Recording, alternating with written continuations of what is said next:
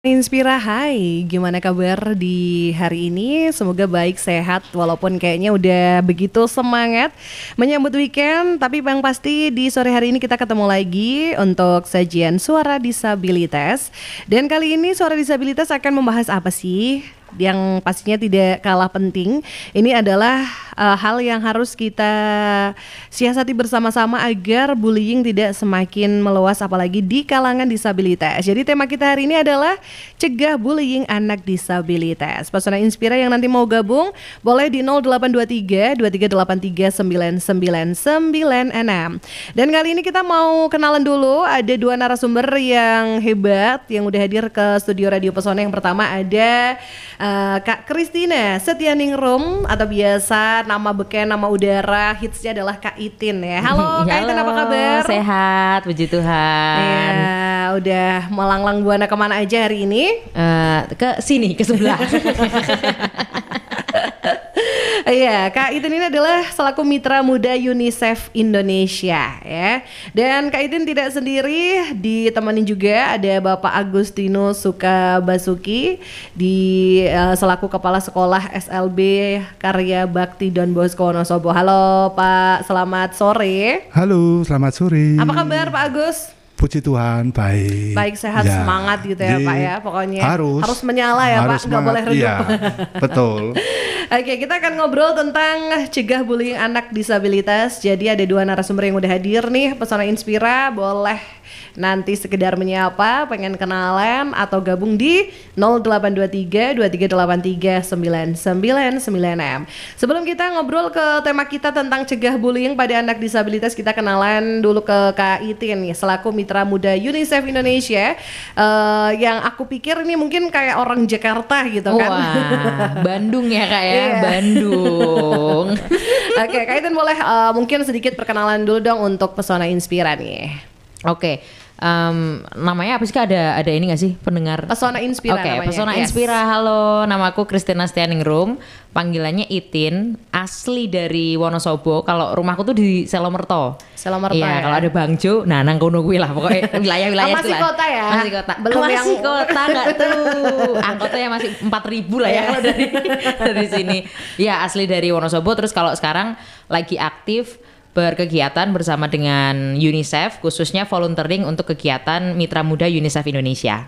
Oh iya, keren banget. Udah berapa lama gabung di Mitra Muda UNICEF Indonesia ini Kak? Dari 2021, berarti 3 tahun ya, ini 3 tahun. jalan ya. Oke, wah keren ya. Dan kalau Pak Agus nih, di SLB ini udah berapa lama dan sekarang ini muridnya di sana banyak atau berapa orang nih Pak? Oh, kalau saya baru kemarin, Mbak. Iya. Baru tahun 89. Iya, kemarin loh Mbak. Kemarin ya? Baru kemarin, Mbak, tahun 89. Waduh, pas saya belum lahir ya Pak ya? Ya. Kalau muridnya ya karena sekarang itu banyak SLB, jadi agak kurang. Kalau dulu itu hampir 200-an, sekarang ya separuhnya. 110. Oke. Ya. Sekarang ada 110 Betul. siswa di Don Bosco Wonosobo. Betul. Nah, kita masuk ke tema kita tentang cegah bullying anak disabilitas nih. Kalau menurut Kak Itin ya, seberapa rentan gitu sih anak disabilitas ini terkena bullying? Iya, kalau menurutku sangat rentan sekali ya untuk teman-teman disabilitas. Apalagi kemarin kami dari Mitra Muda dan juga Forkos, Forum Anak Kreatif Wonosobo, sempat main ya Pak kita ya, Iya, betul. ke sana ke Don Bosco untuk ngobrolin juga tentang bahaya perundungan tuh apa aja sih, bentuknya seperti apa, resiko yang akan sangat mungkin terjadi itu apa-apa aja. Jadi kalau teman-teman disabilitas itu sangat rentan untuk menjadi korban maupun pelaku juga ya, karena bisa jadi ketidaktahuan ternyata kalau mukul temennya itu adalah bentuk perundungan atau dipukul itu adalah bentuk perundungan. Bisa jadi kawan-kawan kita itu taunya ya itu bercandaan aja biasa. Makanya kemarin kita coba untuk datang ke Don Bosco mensosialisasikan tentang itu, bahwa ada loh bentuk-bentuk perundungan yang harus teman-teman tahu dan hati-hati. Oke, nah kalau di Don Bosco ini kan memang kebanyakan banyak yang memang disabilitas gitu ya. Iya, Kalau iya. di Semua iya, disabilitas. Ya. Kalau di sekolah yang inklusi nih misalnya, apakah itu juga potensi bullyingnya lebih banyak karena hanya ada beberapa anak disabilitas di sekolah inklusi tersebut? Sangat mungkin terjadi juga. Sebetulnya dimanapun yang namanya menjadi korban maupun pelaku itu sangat mungkin. Jadi mau itu si anak berpotensi jadi pelaku ataupun berpotensi menjadi korban, apalagi di sekolah inklusi itu kan secara jumlah berarti kawan-kawan kita yang disabilitas nggak banyak, istilahnya minoritas gitu ya, jadi dikit. Dan kalau teman-teman yang mayoritas ini yang mereka ternyata nggak ngerti gimana cara untuk mungkin berhadapan dengan teman-teman disabilitas, atau tadi misalkan bilang bahwa mungkin ada teman kita yang nggak bisa bicara gitu, kemudian ada kawan yang bilang nggak bisa ngomong gitu. Tujuannya mungkin dari si orang yang bilang ini cuman bercanda, tapi ternyata bentuk-bentuk itu kalau dilakukan secara berulang, tujuannya menyakiti dan ada relasi kuasa yang sangat ketara, itu berarti termasuk dalam perundungan. Oke, jadi ada beberapa bullying atau perundungan yang sebenarnya kita tidak tidak menyadari bahwa itu mungkin karena dinormalisasikan kali ya, itu cuman bercanda kok, itu nggak apa-apa kok gitu. Oke, nah kalau di Don Bosco sendiri nih Pak Agus, pernah nggak sih terjadi bullying pada anak yang sampai akhirnya anak depresi, nangis, tertekan, nggak mau sekolah gitu? Sebelum saya menjawab, saya mau menambah ini dari Mbak Christine, bahwa ini kemarin saya baru dapat WA dari anak kami yang ada di inklusi, itu mengatakan bahwa bullying itu tidak hanya terjadi anak dengan anak, menurut dia malah dengan gurunya ini. Nah, dengan gurunya, karena apa? Ini setelah saya gimana? Dia WA, Pak Agus, kalau bisa guru-guru Don Bosco ada yang disuruh ke sekolah. Padahal itu kan di lain kabupaten kan. Oh oke. Jadi kan kesulitan juga kan di lain kabupaten. Ya, contohnya gimana? Guru itu hanya, kalau saya tanya, itu hanya mengangguk-angguk. Setiap saya tanya hanya mengangguk-angguk. Padahal itu kan bukan isyarat kami. Kami itu tahu bahwa kalau mengangguk itu paham. Dia itu benar paham atau enggak. Akhirnya terus katanya dia merasa kurang diperhatikan. Nah itu terus dia merasa itu seperti pembulian. Merasa pembulian. Atau akhirnya ya kamu nganu saja, misalnya seperti itu, coba pertanyaanmu diulang dengan pelan. Mungkin gurumu itu juga sudah tahu pertanyaanmu, bahwa pertanyaan itu tidak harus dijawab, maka dia hanya mantuk-mantuk saja. Oh ya, itu kan. Nah, terus mengenai di Don Bosco ya Mbak ya, di Don Bosco, kalau yang namanya bullying itu ya, saya baru tahu akhir-akhir ini saja ya. Kalau dulu tuh ya memang kalau seperti kenakalan ya Mbak ya. Iya. Kenakalan anak gitu loh. Jadi kalau misalnya saling mengolok-olok atau saling ada beberapa anak yang pukul. Tapi kalau anak-anak kami itu karena di asrama ya, nanti kalau sudah selesai ya sudah. Terus tidak ada rasa dendam atau rasa itu, jadi kalau sudah diselesaikan sudah selesai. Ya, bahkan dengan teman akrab pun sama seperti itu. Jadi nanti misalnya saling marah, begitu kami mau menangani, dia lapor ini, Pak, saya sudah minta maaf. Ya, akhirnya kan sudah selesai. Ya nanti kemungkinan besok diulangi lagi. Akhirnya ya kalau sudah minta maaf ya jangan diulang. Karena kalau diulang-ulang itu berarti kamu juga sama saja berbohong. Kamu kan sudah berjanji tidak mau mengulang. Gitu. Jadi untuk pembulian itu ya hampir dari asrama, dari sekolah itu hampir tiap hari kami beritahukan bahwa kamu tidak boleh mengolok-olok, tidak boleh menyembunyikan barang teman, tidak boleh marah-marah kepada teman. Itu hampir tiap hari, Mbak. Ya karena kan anak-anak kami kan tidak mendengar kan. Jadi apa yang kami ucapkan harus diulang sampai anak itu benar-benar mengerti dan paham. beda dengan kita.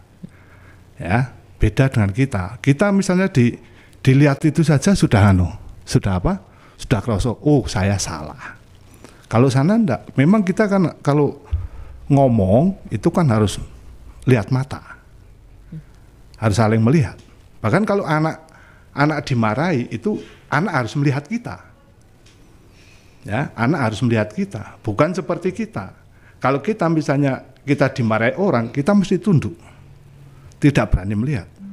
Tapi kalau anak kita, misalnya saya marah, terus anak kita menunduk, itu ya kita percuma. Apa yang kita kelihatan, percuma apa yang kita omongkan, anak juga akan tidak mengerti kan.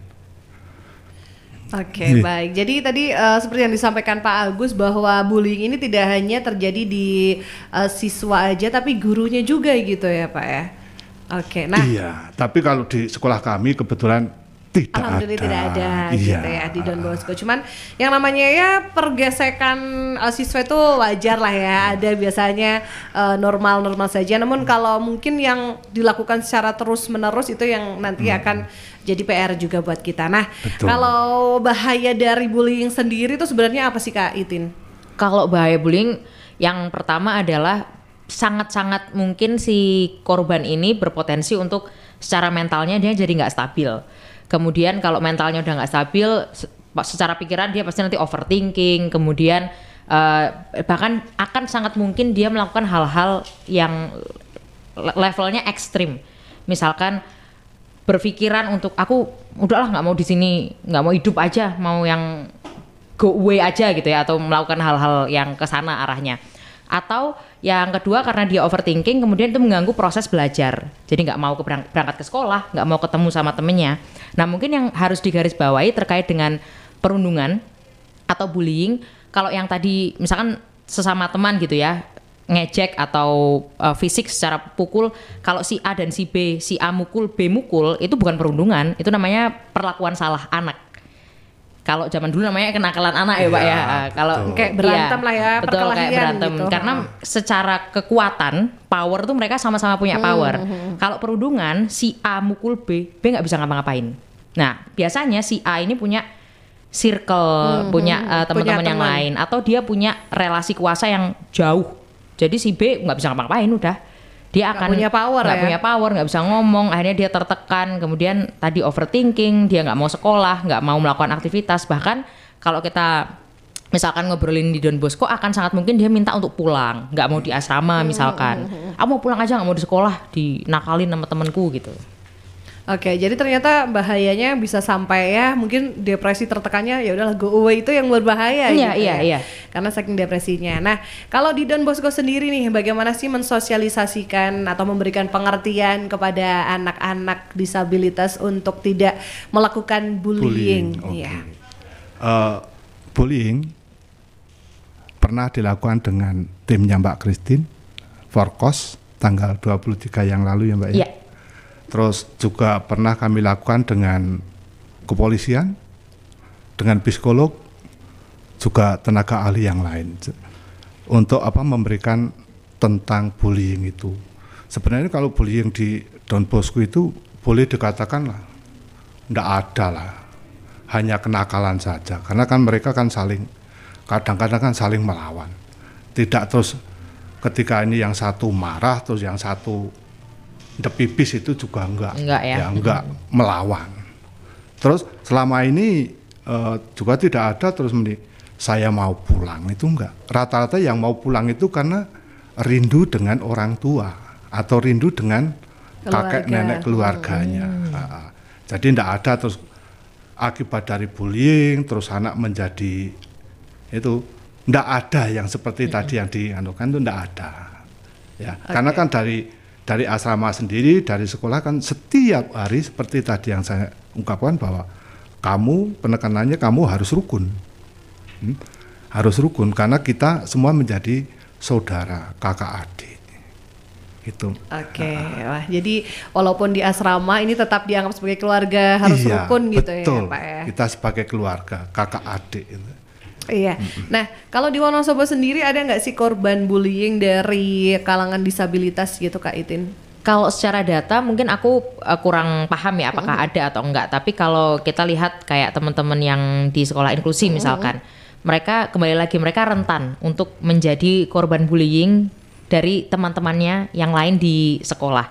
Dan kalau mungkin kita ngomongin secara umum gitu ya, pasti ada 1 atau 2 kawan kita yang disabilitas ini kemudian menjadi korban. Lah, yang menjadi masalah adalah apakah dia kemudian berani untuk melaporkan, menyuarakan hal tersebut atau ya udah keep aja. Karena terkadang kawan-kawan kita yang disabilitas ini atau mereka punya sudut pandang, nggak usah lapor lah, nanti kalau aku lapor ditakutkan nanti malah nggak didengerin, malah tambah dibully sama teman-temannya gitu. Bahkan nggak cuma teman-teman disabilitas aja, korban-korban perundungan yang lain pun punya pemikiran ke sana. Udahlah, aku nggak usah lapor.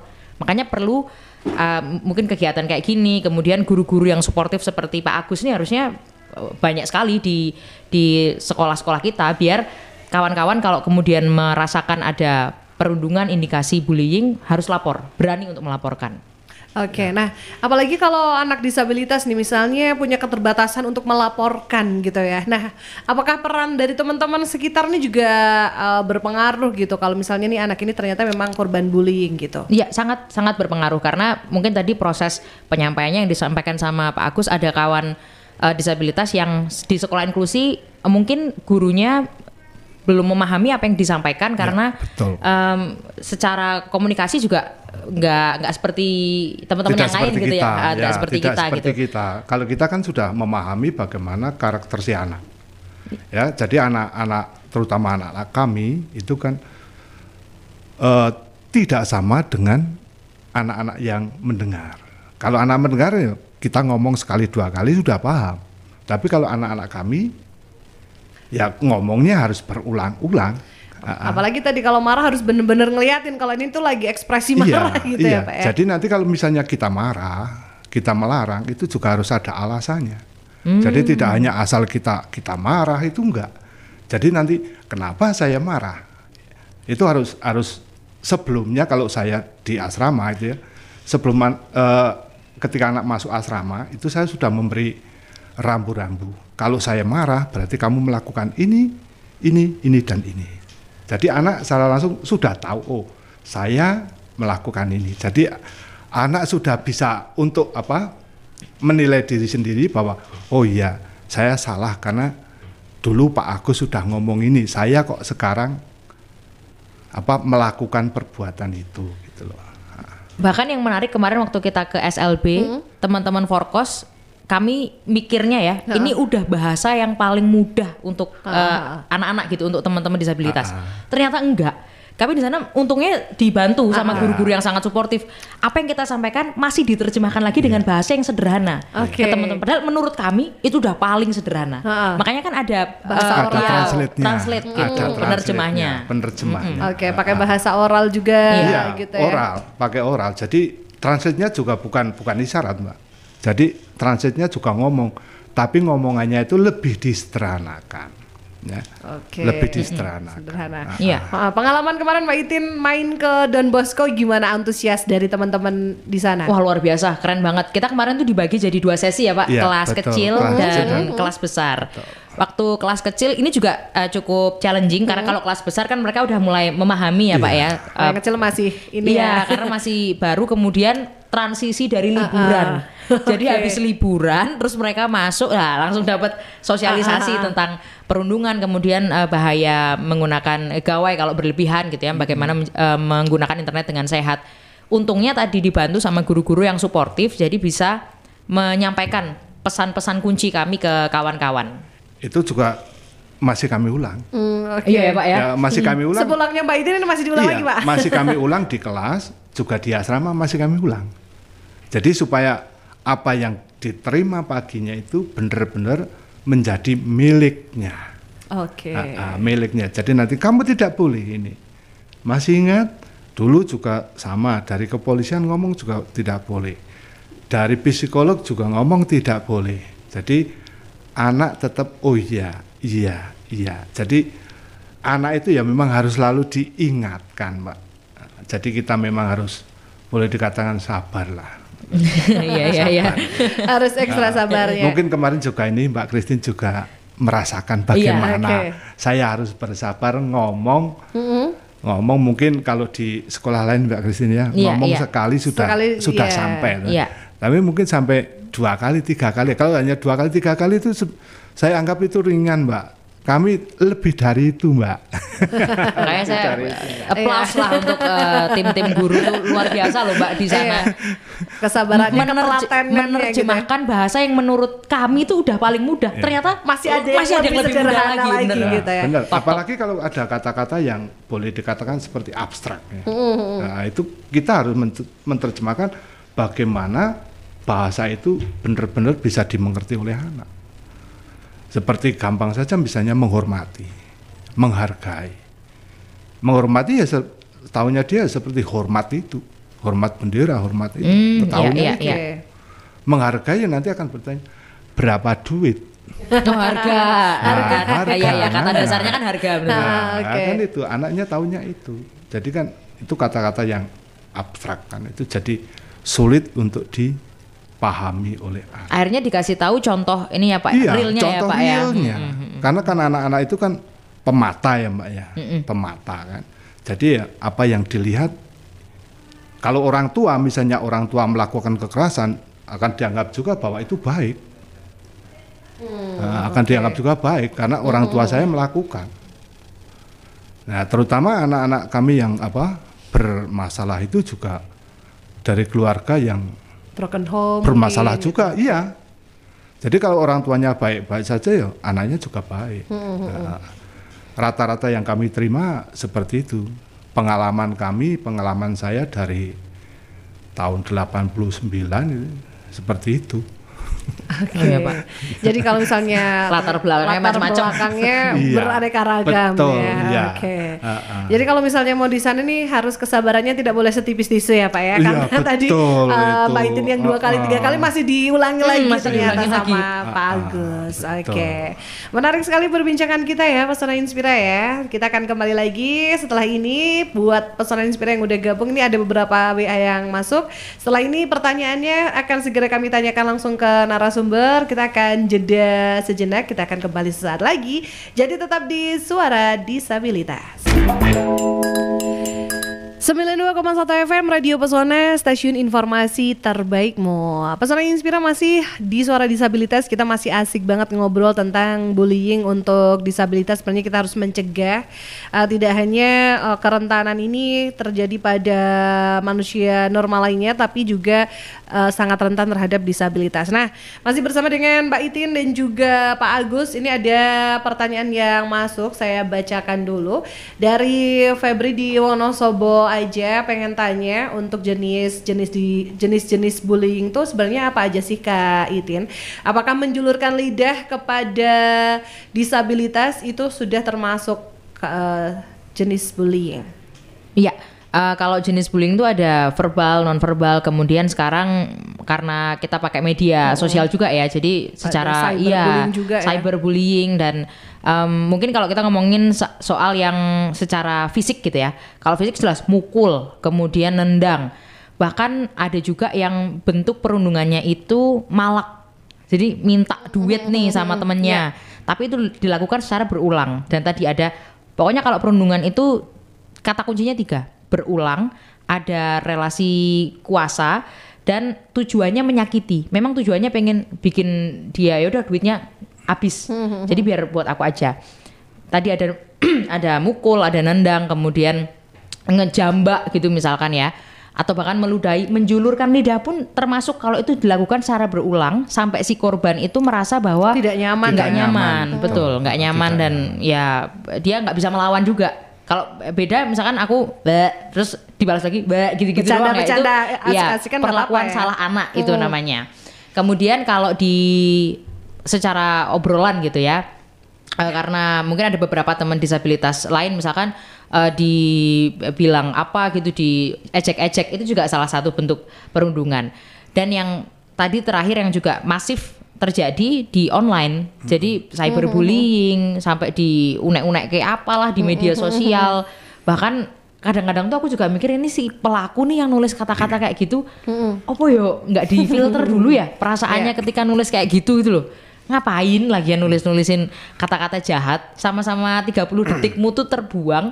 Mending komen jempol aja nggak sih, cukup nggak sih kalau komen jempol keren positif gitu ya, daripada komen yang jelek-jelek gitu. Itu mungkin tiga bentuk perundungan yang paling sering kita jumpai. Oke, dan menjulurkan lidah kalau misalnya terus menerus tadi disampaikan berarti termasuk dengan bullying ya. Nah kalau di Don Bosco sendiri nih, karena mungkin ini tadi ada cyberbullying, apakah di sana boleh bawa handphone gitu Pak? Boleh bawa, tapi waktunya terbatas Mbak. Jadi hari Sabtu sore jam 4 sampai hari Minggu jam 7 malam. Itu di situ pernah nggak sih kayak WA atau apa dengan kata-kata yang kasar atau mungkin bullying lewat media itu pernah ditemukankah di Don Bosco Pak? Kalau kata-kata kasar itu anak-anak itu kan rata-rata tidak tahu artinya. Jadi dia hanya ikut-ikutan saja. Karena kan anak tidak paham kan. Misalnya seperti Mbak itu tadi tuh sudah menggunakan bahasa yang paling sederhana, ternyata masih disederhanakan lagi. Ya. Jadi untuk anak-anak kami, terutama yang menggunakan bahasa Jawa, itu anak tidak tahu. Anak tidak tahu, walaupun mereka tinggal di Wonosobo, tinggal di Jawa, mereka tidak tahu bahasa Jawa karena tidak pernah kami ajarkan. Nah, sekarang kita belajar bahasa Indonesia saja kesulitan, apalagi nanti ditambah bahasa Jawa kan. Ya. Gitu. Nah ini ada lagi pertanyaan dari Septi, pengen tanya ke Kak Itin atau Pak Agus nih. Biasanya kan kalau deep talk itu bisa meringankan beban atau masalah ini bisa diselesaikan bersama-sama. Kalau untuk disabilitas, metode deep talk atau mungkin curhatnya biasanya seperti apa sih? Mungkin balik lagi ke macam tergantung ini ya disabilitasnya ya Pak ya. Tergantung disabilitasnya itu apa. Mungkin kalau tunarungu itu kan lebih sulit karena kan kami harus menggunakan bahasa yang sangat sederhana.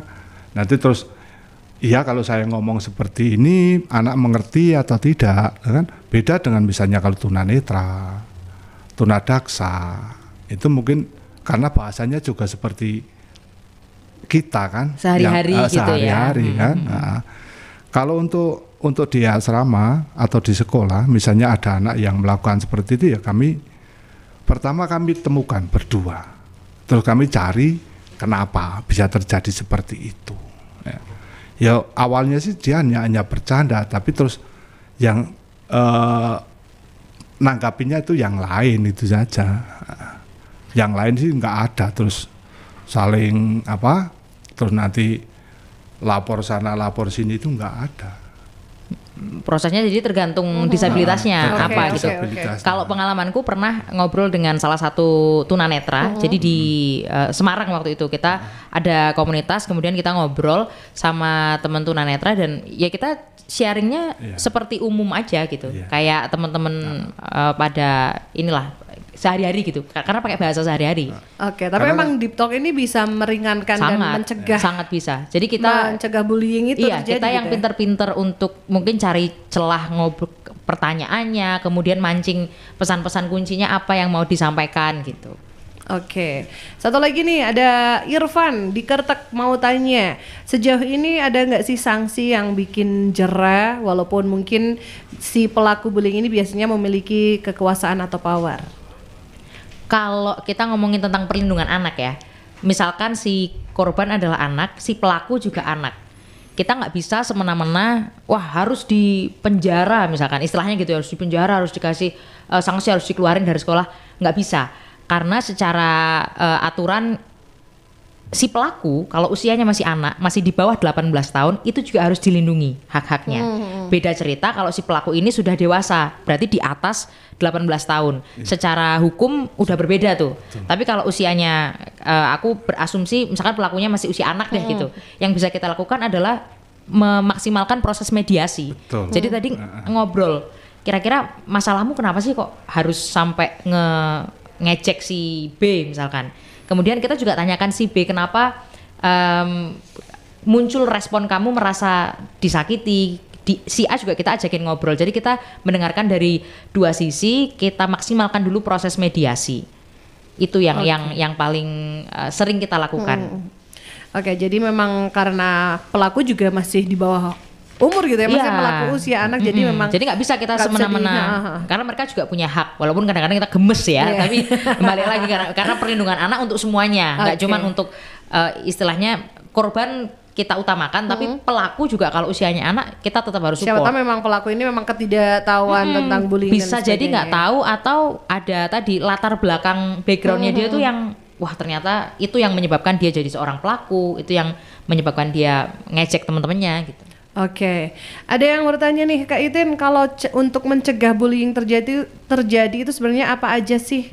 Oke, cara mencegah bullying yang pertama adalah pastikan dari diri kita sendiri ya. Untuk tadi misalkan kalau kita main media sosial, sama-sama buang 30 detik nih, daripada komen yang jelek, mending kasih jempol atau mending kasih lope-lope lah yang bikin positive vibes gitu. Kemudian yang kedua, pastikan dulu teman-teman tahu bentuk-bentuk bullying itu apa. Karena kalau nggak tahu, gimana cara kita mau mencegah ataupun membantu teman-teman kita melaporkan kalau ada tindakan bullying. Cara taunya dari mana? Sekarang di platform-platform teknologi di internet, teman-teman bisa carilah pengertiannya, bentuk-bentuknya seperti apa. Kemudian mungkin ini tips yang bisa dilakukan sama teman-teman semua ya, adalah coba biasakan untuk ngobrol dengan orang terdekat, misalkan dari keluarga. Kemudian karena kalau sudah kebentuk tadi ada quality time dengan keluarga, biasanya akan jarang kepikiran untuk menyakiti orang lain. Karena bullying itu kan tadi 3 kata kunci ya. Satu adalah berulang, yang kedua menyakiti, dan yang ketiga ada relasi kuasa. Kalau kita sering ngobrol dengan orang terdekat di rumah, kemudian yang dimasukkan pastikan value-value positif, jadi akan nggak terlalu beresiko lah. Oke, jadi memang itu tadi ya, untuk mencegah bullying itu kita harus dari diri sendiri, bahwa lebih baik ya daripada membuang 30 detik seperti yang dikatakan Kak Itin, lebih baik untuk hal-hal yang positif. Oke, kalau dari Pak Agus mungkin ada tambahan nih Pak dari pertanyaan tadi yang sudah ditanyakan Pak. Oke, untuk mencegah bullying ya, untuk mencegah bullying, terjadinya bullying ya, yang pertama kita harus mengenalkan dulu seperti tadi apa itu bullying. Bullying itu pasti ada yang berkuasa dan ada yang lemah ya Mbak ya. Iya. Jadi kalau bullying, kalau kuat sama kuat seperti tadi bukan bullying, tapi kalau lemah dan kuat itu terjadi bullying ya. Mungkin saya hanya akan menambah, kalau misalnya itu memang berani ya lawan ya. Kalau anak itu berani ya nanti saya ajari begini, kamu melawannya begini. Misalnya ya pernah terjadi ya, ini misalnya ada persaingan nilai. Oke. Jadi kamu tidak boleh nilainya 100, saya yang 100. Padahal anak ini boleh dikatakan yang dia itu lebih pinter kan. Ya suatu saat ya kamu boleh coba mengalah. Nanti akhirnya bagaimana? Ternyata munculnya sombongnya muncul kan, yang tadi. Terus saya tidak suka kalau anak seperti itu. Ya kamu berani melawan? Berani. Akhirnya ya terus hal-hal persaingan seperti itu akhirnya menjadi persaingan yang positif. Yang tadinya kamu harus di bawah saya nilainya, kamu tidak boleh 100, saya 100.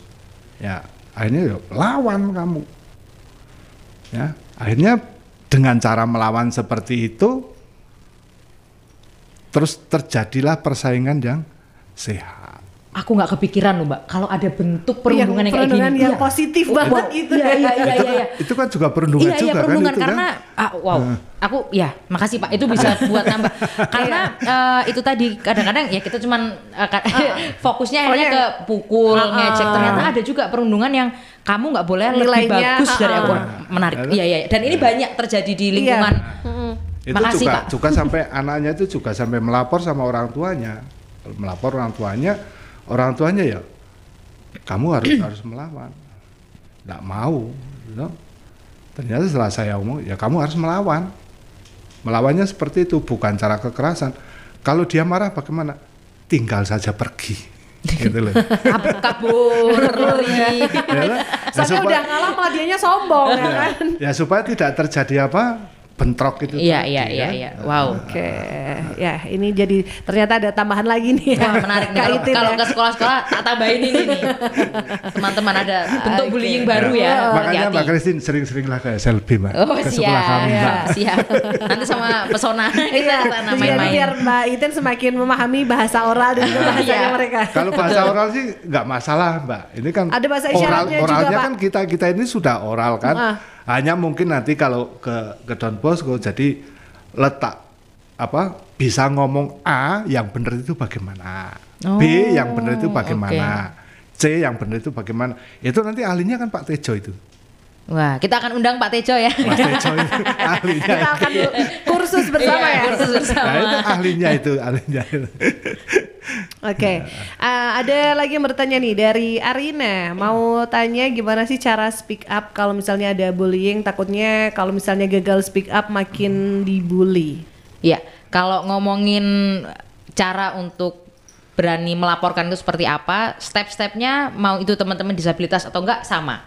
Yang pertama adalah teman-teman ceritakan dulu kronologinya seperti apa, ke siapa, ke orang yang dipercaya, misalkan ke orang dewasa terdekat, ke orang tua, atau mungkin kalau orang tua aku takut nih kalau sama orang tua malah aku yang dimarahin, mungkin bisa ke kakak atau ke tante, ke om gitu ya, yang orang dewasa dipercaya. Kemudian yang kedua, nanti si orang dewasa ini membantu mendampingi si korban untuk lapor ke pihak sekolah, misalkan perundungan itu terjadi di sekolah. Nah, tugasnya orang dewasa ini apa? Follow up. Jadi gimana tindakan sekolah? Sudah sejauh mana? Kemudian kita juga biasakan untuk ajarkan anak untuk di awal ya gitu. Kalau misalkan kamu jadi korban perundungan, pastikan kamu mengumpulkan bukti. Karena kalau cuman omongan doang tapi nggak ada buktinya, itu juga akan cukup lemah kalau kita di ruang, ibaratnya di ruang sidang gitu ya, di ruang guru, kemudian diadepin gitu lah, buktimu apa? Aku emang ngebully kamu gimana? Jadi buktinya bisa dalam bentuk pastinya rekaman, foto, video, voice note, atau mungkin sekarang screenshot ya kan di chat. Kemudian kita juga bisa pakai diary, jadi buku catatan.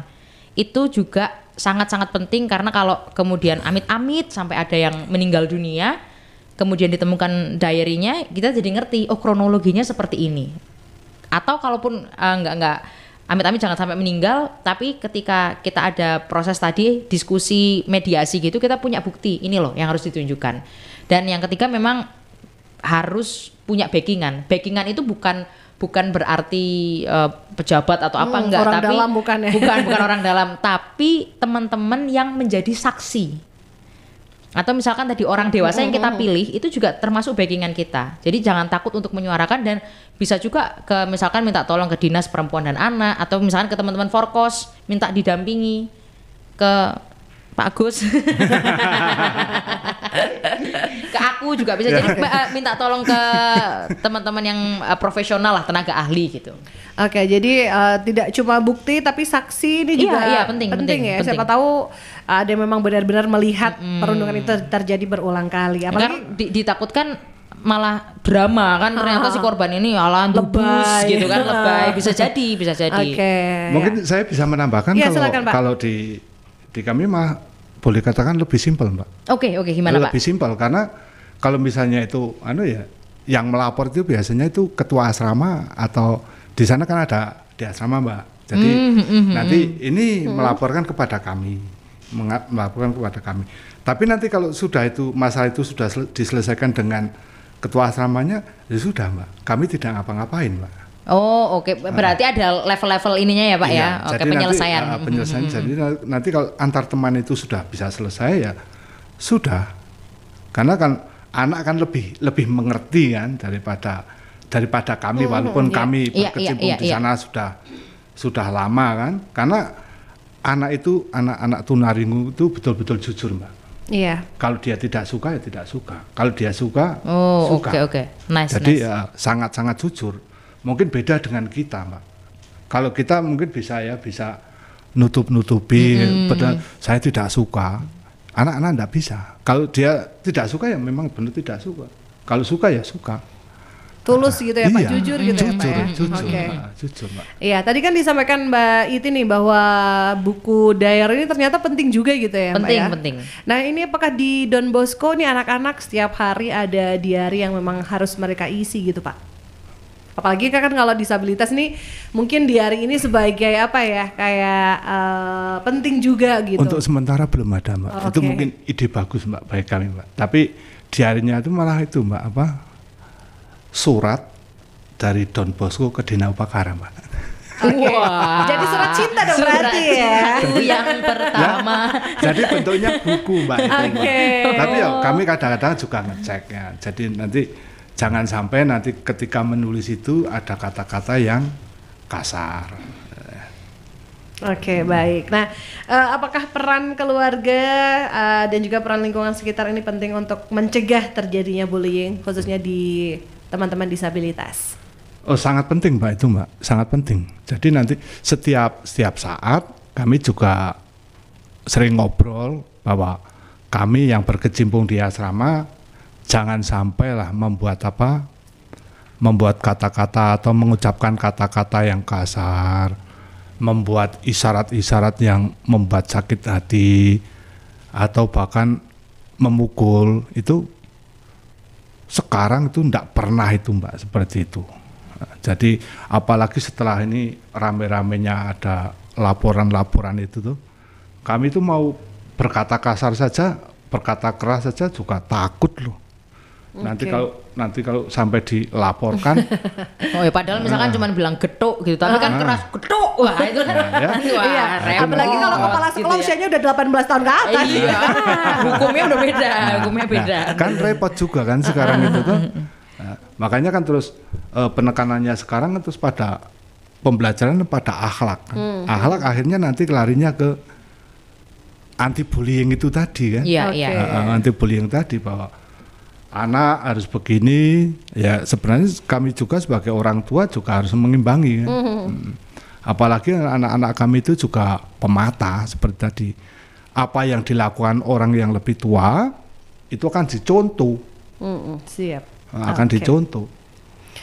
Iya. Nah, tadi selain peran keluarga nih untuk mencegah bullying tuh kira-kira apa lagi nih, Kak Itin?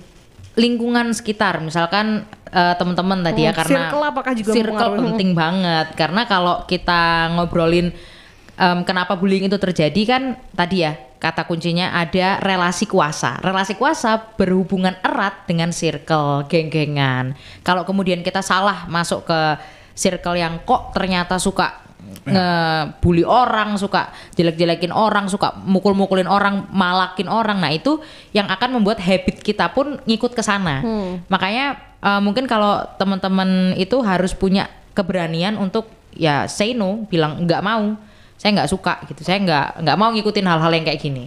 Oke. Walaupun nanti bisa sangat mungkin terjadi misalkan dikucilkan sama circle itu yang tadinya udah nyaman, terus karena kita punya sikap yang beda, karena kita punya batasan gitu ya, aku nggak mau ngikutin yang jelek-jelek kayak gitu, mungkin kita akan dikucilkan 1-2 minggu, setelah itu kan kita jadi free, bebas oke.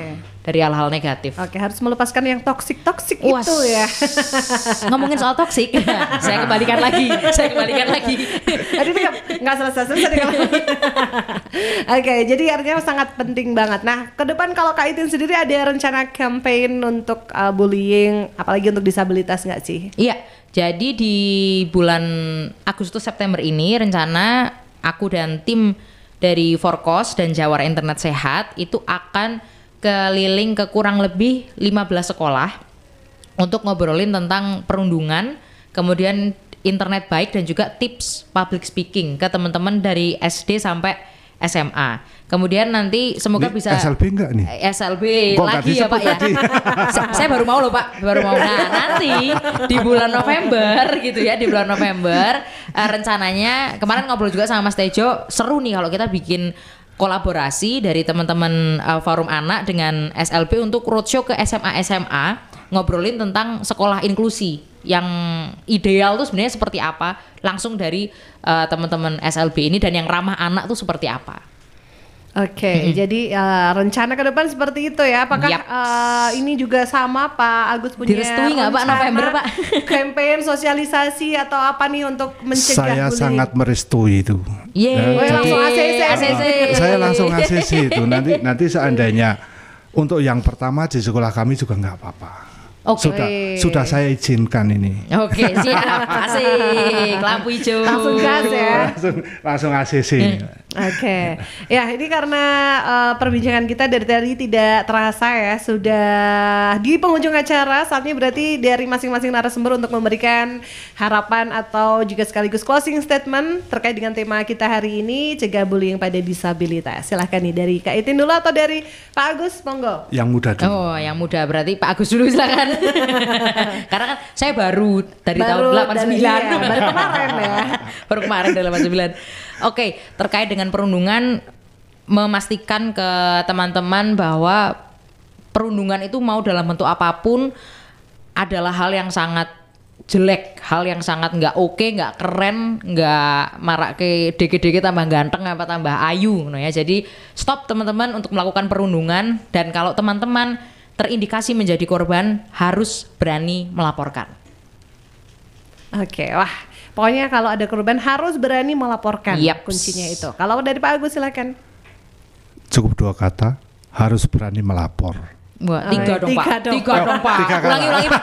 Ada 3 kata. 3 kata ya, harus berani melapor. Harus berani melapor ya. Jadi intinya tidak hanya si korban aja, tapi kita semua harus punya kepedulian, kepekaan untuk berani melapor agar bullying ini semakin tidak merajalela, apalagi di Kabupaten Wonosobo. Kak Betul. Itin, terima kasih sekali. Thank you, Pak Agus. Pak Terima Agus, kasih. terima kasih. Sama-sama. Menarik sekali, semoga kita bisa ketemu lagi di lain kesempatan. Siap.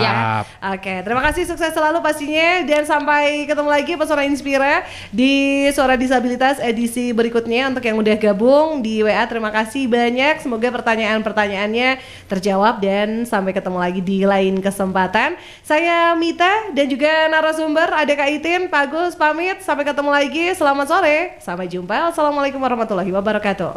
Waalaikumsalam. Pesona Inspira baru saja kita dengarkan bersama Talk Show Suara.